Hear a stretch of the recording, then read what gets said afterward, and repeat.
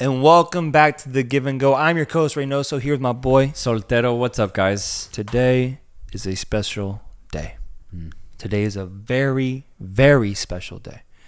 What we saw happen today in Germany was something that has not been seen in our lifetimes and was something that we've been hoping to see happen for a long, long time. Yep.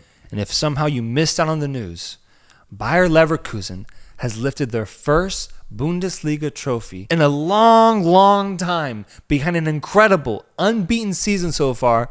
Xabi Alonso has guided this wonderful team to their first Bundesliga trophy, trumping the establishment that is Bayern Munich. I cannot believe it. I cannot believe the scenes I saw today. Today, we saw history happen, and it happened at the hands of this beautiful and wonderful Bayer Leverkusen team. I'm shook, truly, because I don't think anyone saw this coming going into this season for the Bundesliga.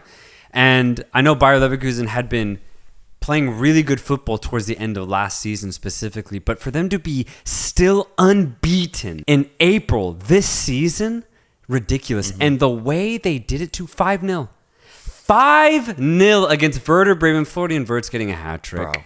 Come on, man. Just everybody in form. Piero Incapie, Kusunu, again, Florian Wirtz, Boniface, coming back from injury, getting on the scoreboard. It's beautiful. Alex Grimaldo, coming off the bench, doing what he does best, being involved in the attack. Bayer Leverkusen are pulling off one of the most unlikely Bundesliga title campaigns simply because they are dominating in every single match. It's ridiculous. Can't forget Granit Xhaka as well. Yes, getting on the score sheet, man. The transfer that they got just last year. This team, everything about this team. Going back to the time when Xabi Alonso first joined them, when they were in 17th place, I believe, in the Bundesliga, fighting relegation, and then lifting them up to get a Europa League spot in that same season, and then proceeding to have the season that he's had so far. This is beyond storybook. There is no script that can equate what we've seen happen this whole year. It's been incredible so far, and just the talking points I have here are insane, bro. Because we could talk about the Harry Kane curse. We could talk about Kingsley Coman losing out on his first domestic title since 2013. We could talk about the insane streak that Bayer Leverkusen has been on, the undefeated aspect of this. We could talk about Florian Wirtz, 20 years old, homegrown boy, lifting a title and getting a hat trick and the game-winning match for them. I mean, what better situation exists out there, bro? What more of a dreamlike scenario could a player be in than what Florian Wirtz experienced today? The talking points are insane, and more than anything, I just want to say I am so impressed, man. Like the stakes, the situation that Bayer Leverkusen has presented themselves this year with how well they've approached every single match, with the way Xabi Alonso has coached them, the way they've won the majority of games and only drawn just a few, man, has been truly so impressive, to the point where I was thinking, like, in the era of modern football, beginning in what my opinion is in 2010, when have we seen any sort of football accomplishment that is equivalent to what we saw today? There's only a few things I could come up with. These are them. Leicester winning the title in the Premier League, I think, is equally as impressive of a football achievement. Non-football related, I think Golden State Warriors going 73-9 in the NBA, breaking the regular season record was impressive. And then lastly, Messi winning Leagues Cup. Those are the three that I would consider. I'm playing. That's a joke. That's pretty good. That's decent. It's not. I'm not going to put it there. I'm not going to put it there, bro. I'm not going to put it there. But you get the point, man. I really do think this is such a rare occasion if they finish the season off undefeated, it's going to make for possibly the greatest football achievement we've ever seen. It really is phenomenal what they've been able to achieve this season. And again, the way that they've gone about it, their approach to football has been so positive, so entertaining. But you look over the last 10 years and every season that Bayern has won, you look at the contenders that tried to take over Bayern, and there were some pretty damn good teams. I mean, let's start with Borussia Dortmund, right? The last team to actually lift the title that wasn't named Bayern Munich, other than this year with Bayer Leverkusen finally doing it. I mean, dude, look at the players that went through Dortmund. I mean, just recently, Erling Haaland, Jude Bellingham, Jadon Sancho, Christian Pulisic.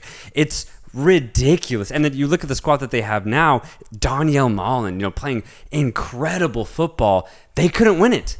They could not beat Bayern. And then, of course, there's several other teams throughout the years that have played really good football and tried to topple Bayern, but all failed. RB Leipzig, They've been good, but they also had a couple of really good years where they were right there in first and second place. But come the end of the season, they had to watch Bayern Munich lift the title. Borussia Mönchengladbach had a really good team a couple of years ago. Marcus Thuram was a big part of that team as well.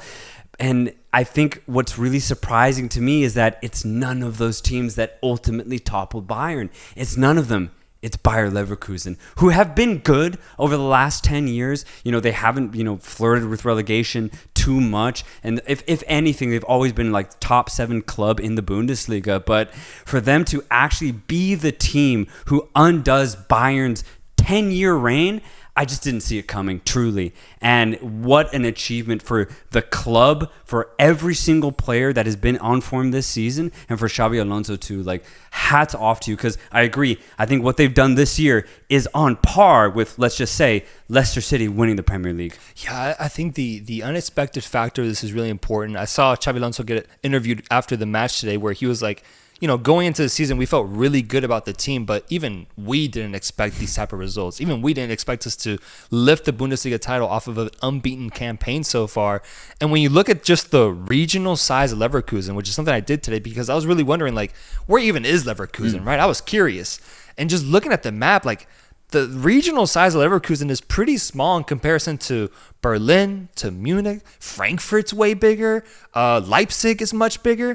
Leverkusen is actually a pretty small pocket of Germany. So it's even more impressive and more surprising to see them be the ones that trump Bayern's dominance, like you mentioned, because who would have thought that this small region that honestly hasn't really threatened for the Bundesliga title in the last 10 years will be able to do it. I think that's what makes Xabi Alonso's current coaching campaign possibly the best debut full season campaign we've seen from a coach ever, bro. Like, truly. I mean, when else has anything like this happened?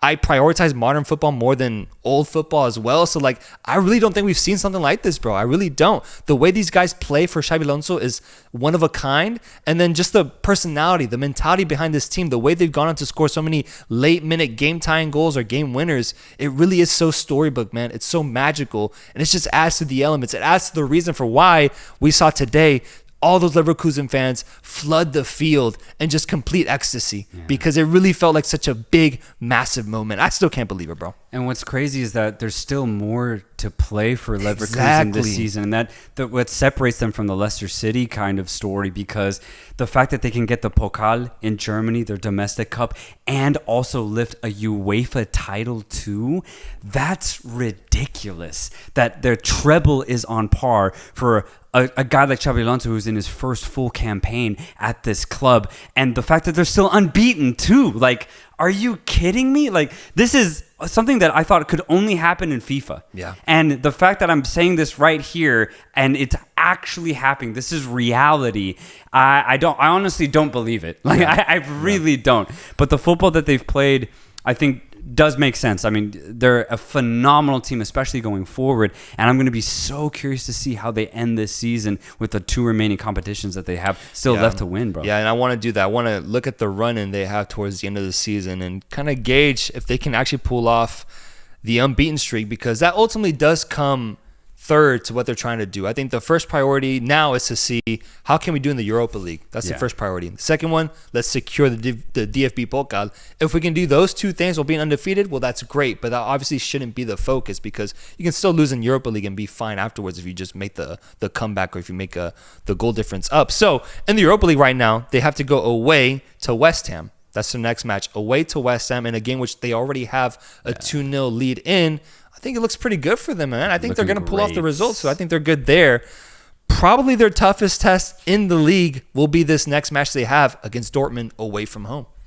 Yeah, that's going to be a really, really intriguing match. It'll be right after the Dortmund Atletico match as well. So we'll really get to see the energy that Dortmund will have. If they beat Atletico, then I think it's going to be a really tough test for Leverkusen. But maybe if Atletico beat them, maybe you see a depressed Dortmund. And that might be better if you want to keep an unbeaten run going for Leverkusen. But yeah, that'll be interesting. Yeah. I wonder what the road looks like after West Ham in the Europa League too. I think that's going to be interesting. Are there bigger teams left remaining, or is Leverkusen at that point, would they be considered favorites to lift the Europa League title? I wonder. That's what I think is also such a cool aspect of this unbeaten run is that normally when a team secures a title, the games afterwards are just pretty much meaningless, bro. Yeah. Victory lap type games. And that goes over to like the NBA as well. Like once a team has secured the first seed, they don't really worry about the remaining 10-5 games that are left in the league. But it was cool with what we saw with the Golden State Warriors, really pushing for that record, even into the last very final match. We're going to see that this season with Leverkusen, man. I think that's pretty rare. I think that's really cool that even though they're facing off against Bochum, for example, a few weeks from now, that game has a lot of meaning for what they're going to try to achieve. So to continue on, Leverkusen then faces off against Stuttgart, who's in third place, I think, right now, after Dortmund. So that's still another tough game. That's going to be tough. At home, though, so I do see them winning. Afterwards, they face off against Frankfurt, then Bochum, then Augsburg in the league, finishing off with a third division side, FC Kaiserslautern in the DFB Pokal. And then finally, it's just a matter of seeing what teams they face off in the Europa League. But, a big sign, a big positive is that Liverpool just went through a absolute beating against Atalanta. So a big name might be out of the competition there. Yeah, and that's the thing is, I think no matter how good Leverkusen do, semifinal, final, in a UEFA competition, I'm not saying it's 50-50, but there's definitely an element of luck that could either go for or against them. So if they can hold on till then this might be one of the greatest campaigns ever, and it might not be repeatable after this, bro. And that's going to be crazy. After this season, though, when all is said and done, I'm really curious to see what's going to happen with Leverkusen's offseason, man. That's honestly my biggest question. Even if I'm not worried about whether they can get an unbeaten streak going or not, just because that's for history, But going forward, the near future, my biggest criticism of the Bundesliga is that teams don't take themselves seriously, essentially, unless you're named Bayern Munich. And with Xabi Alonso already stating that he wants to stay and see out this Leverkusen project for at least another year or two, I wonder how the executives of Leverkusen are going to take that. Are they going to try and be more stingy on the player personnel that they have and be very reluctant to sell? Or are they just going to treat it like any normal offseason? And if they get a good offer, do they take it and sell their player? Or are they going to go in the opposite direction and be aggressive and actually try to improve their squad? That's what I'm looking forward to, more so than anything else. They've already secured the Bundesliga title. I think that was the hardest thing to do for any team in Germany. So now I want to know, what type of club is Leverkusen trying to be in the near future? I agree, because with what they just went through this season, I know other players are looking at it like, maybe I want to join that. Maybe I want to be part of that. Maybe if Xabi Alonso is offering to stay another season, that would be amazing to play under such a great head coach who's already so accomplished, and more specifically trying to achieve even bigger things in the UEFA Champions League. So I'm actually going to predict that they go with the latter of trying to improve their squad. That's where it gets interesting, though, because I don't think they'll have the allure or just the fact that it is the Bundesliga to reel in superstar talent. I don't think that's in the works for them. But if you look at who they got last year, they had to, in a way, settle for Granit Xhaka, who went through his best years at Arsenal, is now looking to play somewhere else that's a little bit easier per se, which is the Bundesliga. And they got Victor Boniface, who was incredible at Union St. Gilloise, but they had to essentially find him. They had to scout him from a weaker league to bring him up. I wonder if we could see a player make a more lateral move that's at a better league. Like, for example, man, I'm just thinking of random situations, but I saw him ball out today. Imagine if Ollie Watkins. Yeah. A guy like Ollie Watkins, is he like, you know what? These top 3 teams in the Premier League aren't going to offer me a spot. What if I go join Bayer Leverkusen, who's essentially the best German team right now instead? Kind of like what Harry Kane tried to do with Bayern Munich, but instead you have Ollie Watkins joining this Bayer Leverkusen side, improving them. I know it won't happen, but I think people understand the transfer aim that they should have in the offseason. Now, I agree, because when I look at Leverkusen, what I would love to see for them in the offseason is a lateral move. And I think something that could be very realistic is if they pick off some of the better players within the Bundesliga. For example, if they could get Serhou Guirassy from Stuttgart as maybe a backup striker for a Boniface who was injured for a large portion of the season, that would be huge, because his goal output is phenomenal. It has been phenomenal this year. Or maybe you go to Dortmund and you get a player like Daniel Malen, who has proven himself to be a very deadly winger. You add that to Leverkusen's arsenal, and then all of a sudden, the rest of the teams in the Bundesliga get a little weaker, and Leverkusen get much, much stronger. And then all of a sudden, you have a very good Leverkusen against what'll be still a somewhat confused Bayern Munich. And for them to go back-to-back, I think would be huge in the modern era. Oh, man, that'd be insane. I do wonder... Oh, man, I wonder, I also do think there's an aspect of them maybe just wanting to stay a little stagnant. This team is already incredible as it is. And if they go on to win the treble, why change any of that, man? Well, and not even that, but what is possible for Leverkusen? Yeah. Truly, because... Again, we've seen Bundesliga teams not really have a lot of purchasing power outside of Germany. And if Bayern Munich comes knocking, usually they say yes. They cannot say no. So will Bayern Munich try and maybe pick off Florian Wirtz, which would be such a Bayern move, getting the next best young German talent. Mm-hmm. It's what they do every single offseason. So that wouldn't surprise me at all. Florian wouldn't do it. He wouldn't do that, bro. He wouldn't do that. And that's why I'm saying the offseason for me is going to be honestly more important than the Europa League and the Pokal. That's what I'm looking forward to, because I think that's going to dictate how serious Leverkusen are and what they can achieve in their second year. That's true. But what I will say is what the end of the season will dictate. It will show us a true quality of Bayer Leverkusen, because if you think about the toughest teams they face off so far, it's Bayern Munich and West Ham. If you look at the entire season. And Karabaj. Well, I was about to give them their compliments, bro, because they almost got their number. You're right. But they faced off against ultimately one of the worst Bayern Munich team in the past 10 years. Yeah. And then a West Ham team who has improved upon last season, but still is a, 7th, 8th place team in the Premier League? Mm-hmm. These next few weeks, I think, will truly give us a better indication of where this Bayer Leverkusen team stands within the scope of club football.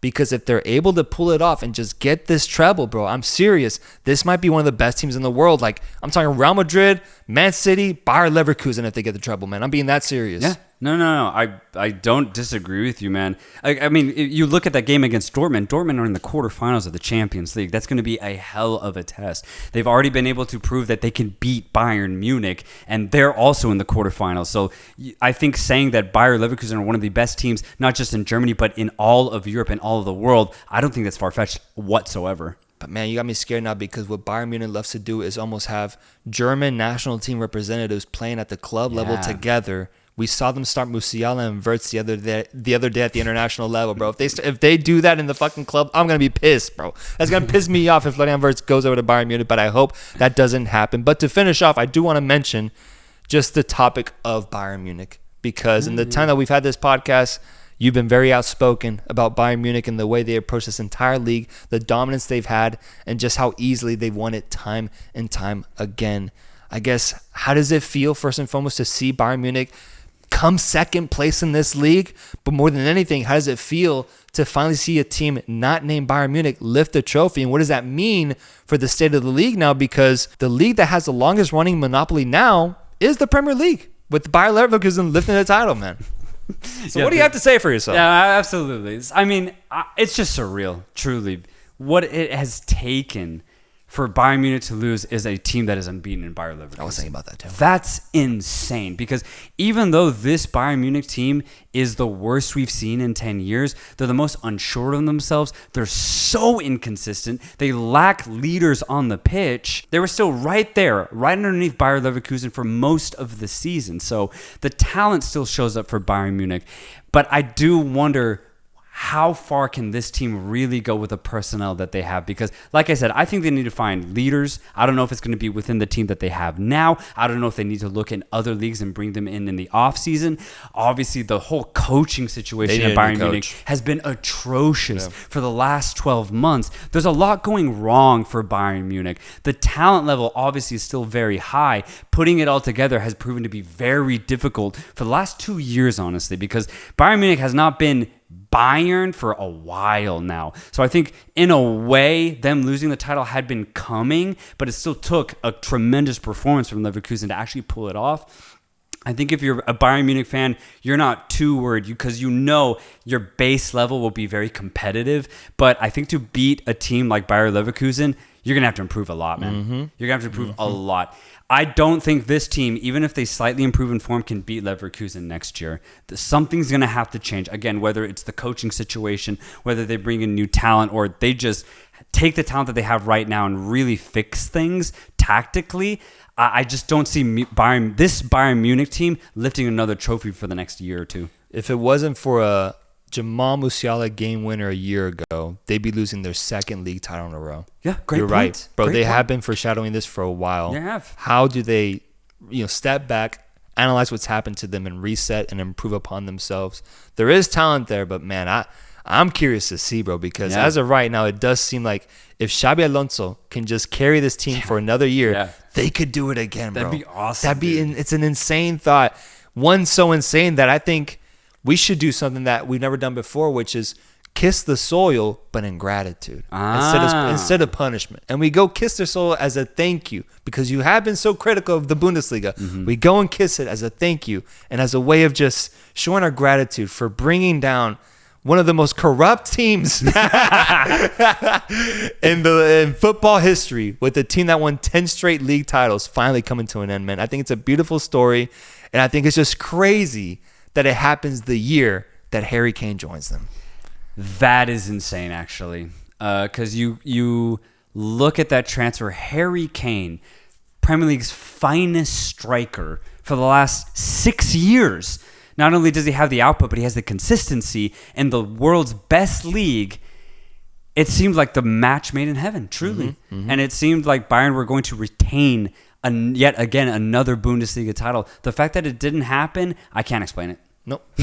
No. I truly can't explain it. I mean, what you see on the pitch, though, is pathetic. I said it in that Leverkusen-Bayern Munich game when Bayern Munich lost pretty handily. I don't think Bayern Munich used Harry Kane to his full potential. I think Tottenham actually used Harry Kane very, very well. Yeah. They let him orchestrate the front three, and you still had players like Heung-min Son also be an orchestrator. But here at Bayern Munich, it's almost like they tell him to just stay in the box, stay up high, and try to service him. They don't let him be himself fully. You think it's just Bundesliga tax for why he's putting up insane numbers? Because I remember when we had that take, people did criticize it because they're like, he still has like 25 goals in the league and he's breaking records. Is that just Bundesliga tax at that point? I know. I just think that Harry Kane's that good of a striker. I think Harry Kane scores minimum 20 goals in any league. In the most but yeah. in the most defensive leagues, Harry Kane's getting 30 goals. Yeah. Like, that's how good he is. I don't think it matters who he plays with, where he plays. He's going to score. He's one of the most clinical finishers in the modern era.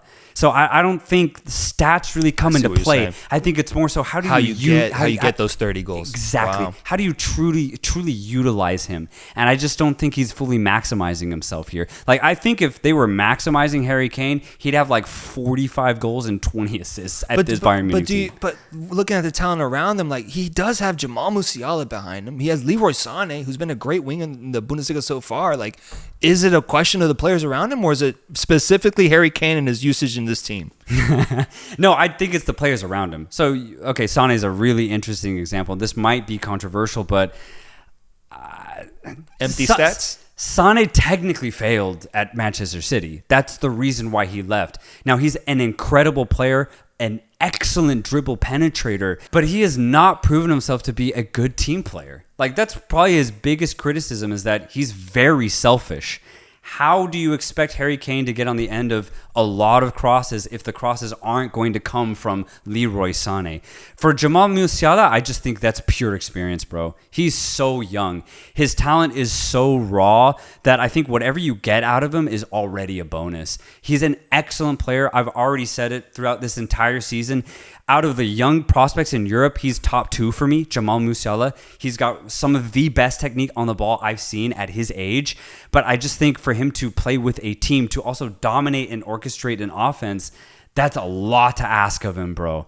And when you have a player like Harry Kane, you have to let him be the leader. If you're asking other players to feed Harry Kane solely, then I think you're gonna fail there unless you have players that are used to doing that at that level. So for example, like if you had Granit Xhaka in this Bayern Munich team, bro, he was the captain of Arsenal for many, many years, and he was used to the pressure in London, bro. Like that's not something you can teach. Jamal Musiala is 19, 20. Like how do you replicate something like that? You can't. So I think it's the players around Harry Kane that they're not necessarily letting him down. I just think what Harry Kane needs is veterans or players in their prime.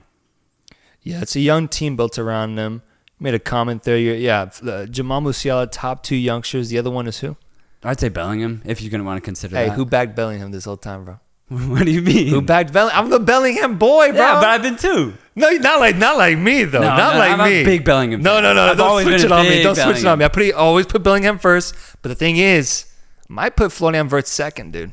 I would say, yeah, he's popped off this season. At least in terms of form, I think I saw a stat. Yeah. First German to win the Bundesliga and have a 15-15. 15 goals, 15 assists in the same season. He 100% has put himself in that conversation as like one of the top youngsters in the world, especially with Musiala having a little bit of a slower season this year. Mm-hmm. Incredible from Florian Wirtz, man. I think we should highlight that because his story has been so good, and he still remains one of the more low-key prospects in the world. People talk about Pedri. People talk about Xabi. Yeah. Florian Wirtz, to me, is a top 3 youngster right now, and I'm so excited to see his career because he is starting it off with like one of the best narratives with winning the Bundesliga and ending Bayern Munich's campaign. Yeah, and the narrative for him going into the Germany squad for the Euros with the tournament being hosted in Germany could only add to his insane legacy that he's already created. Whoa. Yeah, it's going to be nuts to follow. I didn't really think about that. I wonder how much confidence in that front line because he's going to play.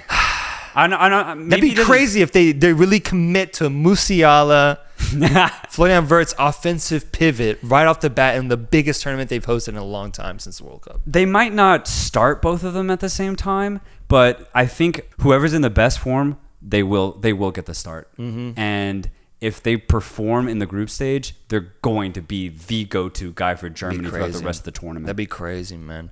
Absolute scenes. Congratulations to Bayer Leverkusen on a massive, massive victory, man. History was made today, and it was beautiful to see it. It really was beautiful to see. Now, something wonderful with what I've noticed with talking about towards the end of the season, things that happen towards the end of the season, is that when we started off this podcast and when we go season by season, I noticed that in the first half of the season, we're looking for the stories. We're looking for the things that are happening behind the scenes that people aren't really noticing. And we look for those things that stand out to us specifically. But once we're in the fourth quarter of the season, man, once we're in the final part, the narratives write themselves because we had Bundesliga news today with Bayer Leverkusen winning it. But then the second biggest storyline has to be the Premier League title race. How you feeling? How you feeling, man? Complete and utter bottle job from not one, but 2 teams today, my friend. Not completely in the sense that the league race is over, but just in the sense that, good Lord, we have made things tough for us now. And that goes for both Liverpool fans and Arsenal fans, man. Shot ourselves in the goddamn foot. Horrendous performances all around with Liverpool having some of the most insane lack of clinical finishing I've seen in a fucking match. And Arsenal just completely getting nullified by a really good Aston Villa team, bro. I cannot believe it. Manchester City has found a way to take the lead now, and now it's just a question of will they let loose of that lead or will they hold it and win it once again, bro? Given that I've been a Liverpool fan, I've seen this story happen time and time again, bro. Yeah. I'm feeling a certain way about this, and it's not good. It's not good, bro. I don't think you can give Manchester City the lead if you don't play them for the remaining fixtures, right? There's no more games for Arsenal, Liverpool against Manchester City. Manchester City now have the definitive lead. It's up to Tottenham to basically decide this title because City, Liverpool, and Arsenal still play Tottenham. That's going to be really intriguing. But I said it. When City tied Liverpool, my biggest question wasn't really how good is Liverpool going to be, how good is City going to be. It's how good are their opponents going to be. And Palace balled out today, bro. Palace got the game off to a brilliant start. A lovely little exchange on the left-hand side, ending at Eze's feet, who made it 1-0 at the time at Anfield. And in that moment, I was like, very interesting because Liverpool had just come off of a horrendous 3-0 defeat to Atalanta at Anfield a couple days prior in the Europa League. And the camera pans to Jurgen Klopp and he's just like, wow. You see him mouth the word wow, because it seemed a little too simple, honestly. Van Dijk was slow to close the space and Eze was wide open. 1-0 Crystal Palace. But what ended up ensuing, bro, was some of the most craziest either goalkeeping saves or just not good finishing from Liverpool. And I want to quickly go through it. Darwin Nunez had a bobble in the box, wide open shot, blasts it, but somehow the goalkeeper's just right there. Gets, I think it was some sort of leg, midriff type of thigh block.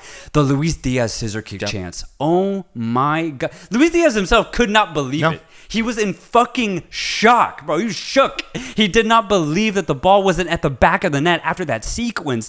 Dean Henderson with a crazy, he flailed his arm and it worked. It worked, bro. Who else had a chance? Curtis Jones. Oh, Curtis Jones, man. Oh, the one-on-one. The one-on-one, bro. Yep. That one, my heart stopped a little bit. Yeah. Not because I cared about Liverpool, but for you, bro. Yeah. For you, I was like, no, not like this. That's the one that made us set in that we weren't going to tie it. Yeah. And that's when I was like, fuck, we're going to drop 3 full points at home. Yeah. Are you fucking kidding me, Curtis? Because the shot was so bad, bro. It was so bad. It wasn't even close. It was sloppy. He had zero control, even though positionally he was in control of the situation. Yeah. But when the moment came, he choked.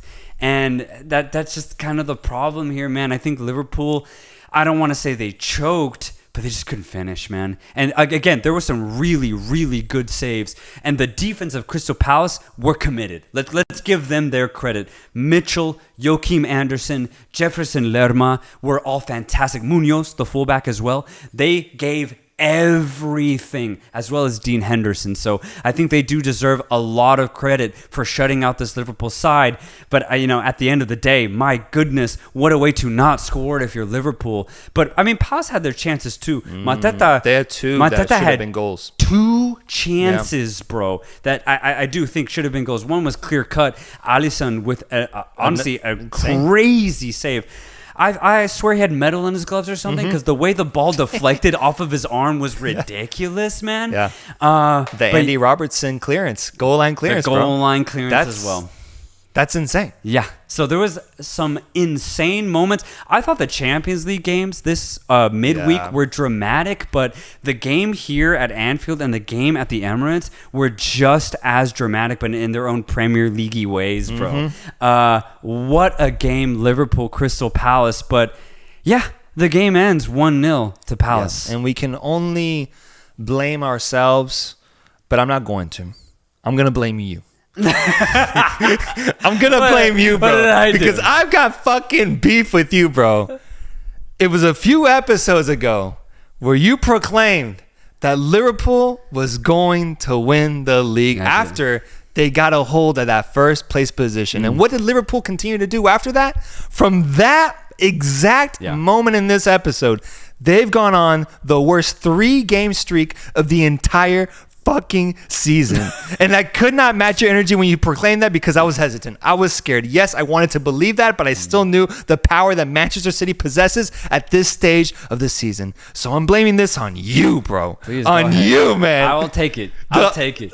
Sometimes the octopus delivers, but other times, bro, the octopus kills, man. He latches on and he fucking kills. I don't know about that, because my ultimate prediction at the beginning of the season was City was going to win. And mine too. Okay, mine too. So remember. Then we're good. Then we're good. No, bro. Fuck you, bro. Fuck you. You got me really fucking excited. That's what I'm getting at you, bro. Do not get me excited. Do not rile me up like that, bro, because for a minute, for a second, I really did believe it was maybe there for us. It maybe was, but now it's looking really, really tough. And like I mentioned, we're in the same spot we've been in years and years before, hoping that Manchester City drops points when their run-in looks pretty damn good. Yeah, and my takeaway at the end of this game is that I think finally, Liverpool are getting tired. is what I got out of this. Because I don't think it really was their ideas. I thought their ideas were very good. They were sharp. Luis Diaz, Mohamed Salah were their active selves. McAllister was, I think, just excellent once again. I don't think he had a bad game whatsoever. He did everything that he could. I just truly think that Liverpool have finally gotten exhausted. I mean, you look at the injuries that they have throughout the entire month of February. The fact that they didn't drop any points in that month is a miracle within itself. So I think it's catching up to them is what I'm saying. The points that they should have dropped due to the injuries in February is now catching up to them, because the player, Connor Bradley, for example, going off injured in this game, I think was also just kind of like epitomized my idea that Liverpool are just getting very tired. The fact that Luis Diaz just couldn't go full for the full 90 minutes the way he has been all season. Similar with Mohamed Salah, right? Mohamed Salah got tired. The last 20 minutes, Liverpool didn't really have much to give. Liverpool were, I thought, great between like the 10th and the 60th minute. But after that 60th, 70th minute, they gave it what they could, but it wasn't that typical Liverpool onslaught that we're so used to. And I do think it's purely down to stamina and exhaustion. I'm on a similar boat. I shift a little bit more towards a different word. I think we've gotten lazy. Because, bro, we conceded so many goals at the beginning of games first, to the point where I realized this Liverpool team, we're procrastinators. Just like how a lazy person is in school. You wait until the final minute, until that final segment to really pounce and take advantage and showcase your quality. That's what they do, and they've gotten away with it so far, but it didn't happen this time around. The Atalanta game, bro, I thought that was pure laziness, man. Like, the goals we conceded was horrendous from all the players. So, yes, it's a version of tiredness. It's a version of laziness, maybe lack of inspiration. Some people are arguing that maybe Klopp announcing that he's going to leave the club 5 months before the season ends probably wasn't a good thing ultimately for the mentality of the team. I question that too. Could be, bro. Like, why reveal that halfway through the season? Why not leave that till the very end? It could be impacting the mentality of these guys. And I do think also just a factor of luck a little bit, man, especially with what happened today with the inches of what could have gone right for us. We could have left this game up 2-1 or 1-1. The fact we left it with 0 points is pretty insane, but it's a combination of all these things. While if you look elsewhere, Manchester City does not look lazy. They don't look tired. They look sharp now. They started off the season a little bit slow, but they finally picked themselves back up, and they don't have to rely on luck to get these results, man. They're beating Luton 5-1 at home, bro. Like, they're getting so much more confident towards the later part of the season, whereas I agree, we're kind of losing our steam a little bit, and it's starting to show. So it's disappointing, bro, because yes, we're hoping that Manchester City drop points, but I'm not 100% sure that we're going to win out the rest of the season, man, with how we've been playing. That's the problem. That's the thing, man. And that's why I'm ultimately very disappointed, because the way Liverpool played against Manchester City was near perfect, right? You didn't get the win, but it was kind of unlucky that you didn't. But the passage of play was perfection from Liverpool, in my opinion. And I think that if Liverpool played that way today against Crystal Palace, Palace put up a good fight, but they ultimately lose. But we just didn't see that from Liverpool, man. We saw what you're saying, some sort of procrastination, some sort of exhaustion, some sort of lack of stamina, lack of steam, lack of energy. Liverpool, I just think, is ultimately losing it here. They can still re-find it, right? Because they proved that to themselves that they can play top-level football in the way that they played against Manchester City. But if they play like they did today against Palace, who knows if they can even win out the rest of the games. I agree. Yeah, man, I think we need a miracle in Italy. If we can pull off a crazy 3-0 comeback, we've done it before against greater teams like Barcelona. We do that, that should give us the energy to go on and win these next few games in the Premier League. But as of right now, it's starting to look a little grim for what might end up being a season where we only lift up the Carabao Cup, man. And that's really disappointing, what is presumed to be Jurgen Klopp's last season. So with that being said, what happened to Arsenal? Yeah, this game was just as intriguing, bro. Honestly, the first 20, 30 minutes, Arsenal were banging on Aston Villa's net, dude. The entire time. Martin Odegaard, playing orchestrator, feeding beautiful crosses to a really clever run from Kai Havertz every single time. Pinpoint accuracy. Martin Odegaard finding Bukayo Saka on the right-hand side. He got really good joy on that side. Just dribble, penetrate. And Aston Villa were getting stretched like crazy, man.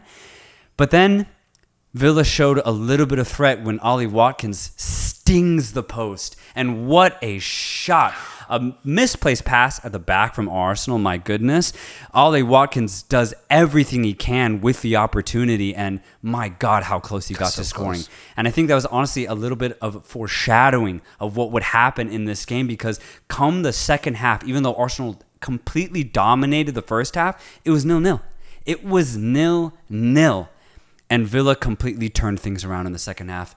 Arsenal subbed out Odegaard, they subbed out Trossard, they subbed out Jesus. It just wasn't working anymore. Villa got very strong. They got on the ball way more, and then of course they found Ollie Watkins. Youri Tielemans, I thought, had an insane game, also foreshadowing the oncoming onslaught, because he hit the post from outside the box. I thought would have been a crazy goal where Zinchenko failed to step up quick enough. Tielemans had an insane shot, almost scored.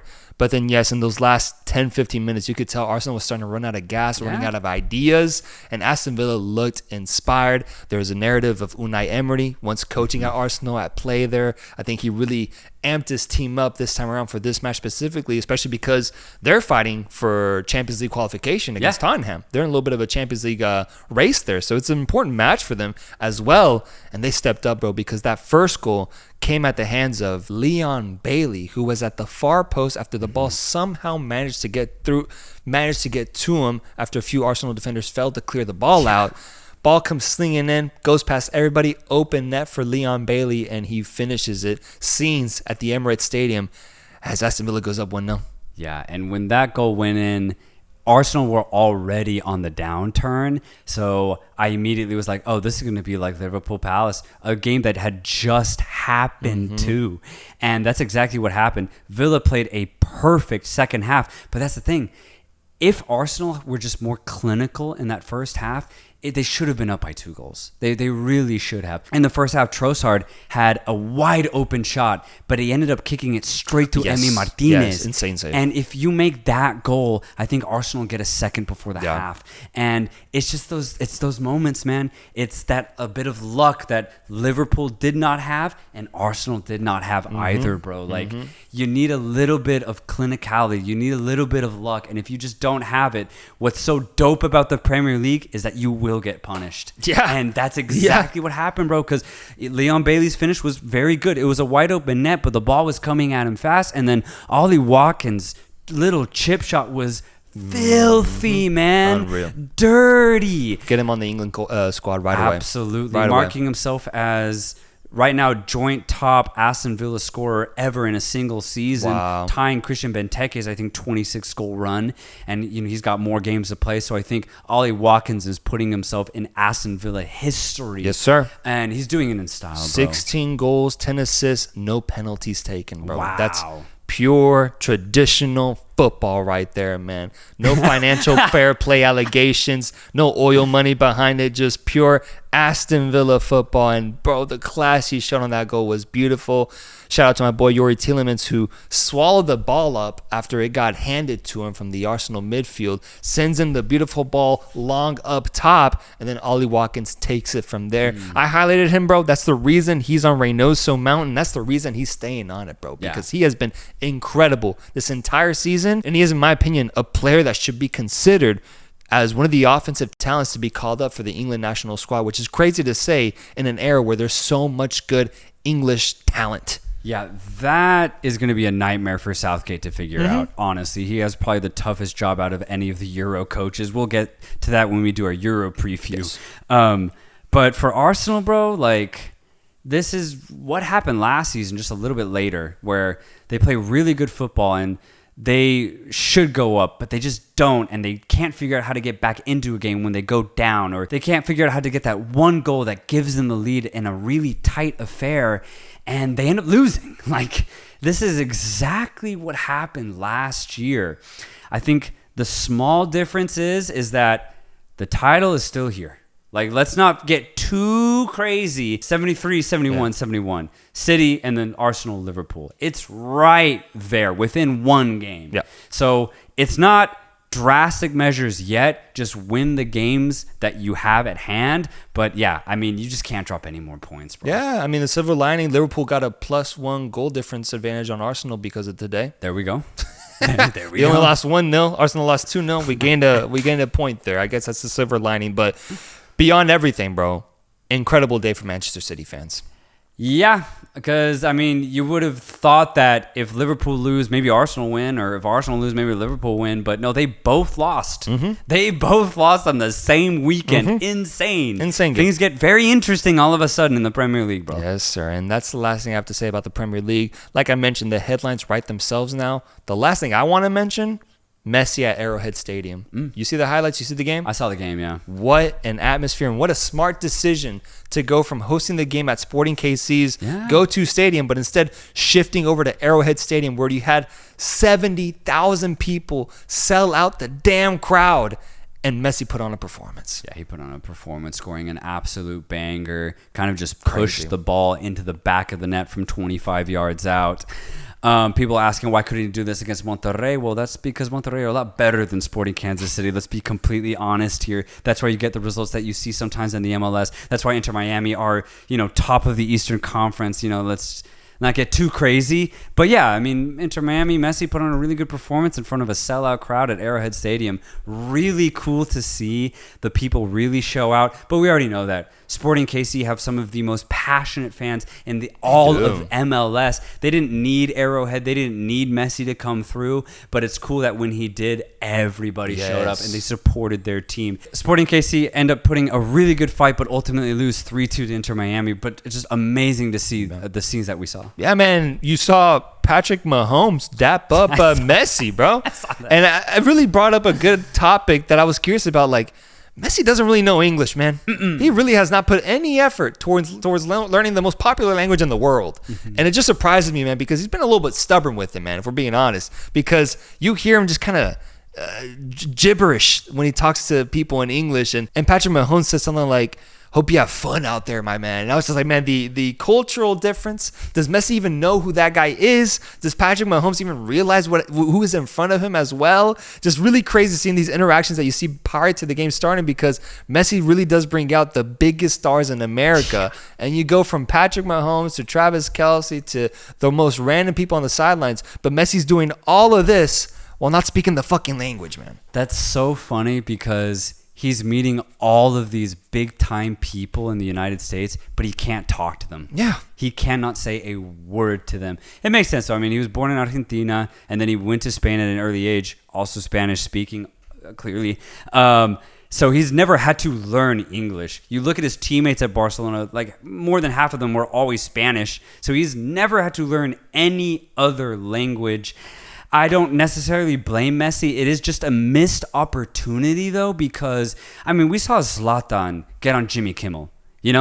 Like, imagine if Messi did know English. He could do so much more in the public eye of the United States, but unfortunately, he just can't. We could actually get him on the pod, bro. Yeah, we actually could, man. Yeah. But he's not beating the acoustic allegations, man. That's always going to be the reason. Go on. You said you had an MLS game you want to talk about? Yeah, I saw Philadelphia go to Atlanta United, the Mercedes-Benz Stadium. I was really interested to see how Philly were doing this season. They've been so good under Jim Curtin for so long, and it's pretty much the same core of players that are still at his disposal. And they're the only team that was still unbeaten going into this weekend for the MLS. So I was curious to see. Atlanta United have been really good offensively, not just this season, but also last season. So I was really curious to see if Philly could put off a really good road performance, considering Atlanta United's form. And Atlanta United go up 2-0. And not only do they go up 2-0, but they are dominating, bro. A really good goal from Wiley, a banger actually, 23 yards out, little curler, just around the defense, sneaking in near post to take Atlanta United up 2-0. But it was Thiago Almada. I was wondering, that I really want to highlight, bro, because he was amazing, dude. Seriously, his first touch is sublime. He can turn players on a dime, and his passing is very, very accurate. He got the assist on Daniel Rios' goal, but if you look at the cross goes straight to his head. The forward didn't have to do anything other than direct it towards goal. It was all because of Thiago Almada's beautiful pass. He does everything for this Atlanta United side centrally. He's so fun to watch. Honestly, when you see him play, it's almost Griezmann-like because he kind of roams anywhere within the center of the park. And then, of course, he has the offensive talent to join in when Atlanta United have the ball in an offensive position. So I thought Atlanta United were great, but here's the thing. There was a 5-minute flurry where Philly got back in the game. The game ends 2-2. Oh, wow. Yeah. Okay. So it very disappointing. Unbeaten, baby. Unbeaten. They still remain unbeaten. The only team in the MLS after 8 games, I believe. So congrats to Philly from that aspect. They actually scored a 3rd goal, but it was marginally offside. So Atlanta United almost completely lost this game. I think that just shows you the structure that Philadelphia have, is that no matter how poorly they're playing per se, they're so well organized. They're so well drilled under Jim Curtin. So Philadelphia are going to have, I think, yet again, another good year. But I think for Atlanta United, very promising because they're very offensive. They're so direct. They're so athletic. And then you have the creativity of Almada. I think they're going to be a really fun team to watch this season. Is Almada ready for the European jump? I asked myself that same question after watching this game. I think the only thing he's missing is physicality. If he can learn how to shrug off physical bouts, then I think he's ready for Europe. He has the technique, he has the ability on the ball, and he also has the ideas too. I think his IQ is there. But for example, players like Messi, players like Antoine Griezmann, who are his size, very small, they know how to deal with big players. They know how to take contact and retain possession. Almada doesn't yet. If a big defender gets a body on him, he almost always loses the battle. So if he can just figure out not even how to get stronger, but just how to take hits and retain possession, he'll easily be ready for Europe. I'm curious about him because we talked about the MLS being the better league in terms of them versus Liga MX when it comes to development, when it comes to exporting talent. I think Thiago Almada is one of the best exports that they have waiting to, make that next jump. He's so young. I think he's like 21 years old right now, and he's been thriving as an Argentine part of that World Cup winning squad. Mm-hmm. I'm curious to see how the MLS approaches his transfer, where he goes, how much he is sold for, and if he's ready. So that's why I'm curious to know. But it sounds like he's almost there. Yeah. Maybe another year, and we might see him go to, what do you think, Serie A, Bundesliga, Premier League? What are we thinking here? It'll be interesting because the last Atlanta United player that went to Europe who was successful was Miguel Almiron, right? And he went to Newcastle, but that made more sense. Almiron was so direct, so pacey. Go to the Premier League, which emphasizes pace, emphasizes physicality. I think for Almada, he could go to the Premier League if he went to like a Brighton, for example, a team that likes players who are very good on the ball rather than very physical. But if not, then he could go probably anywhere in the Bundesliga or Spain or honestly even Serie A.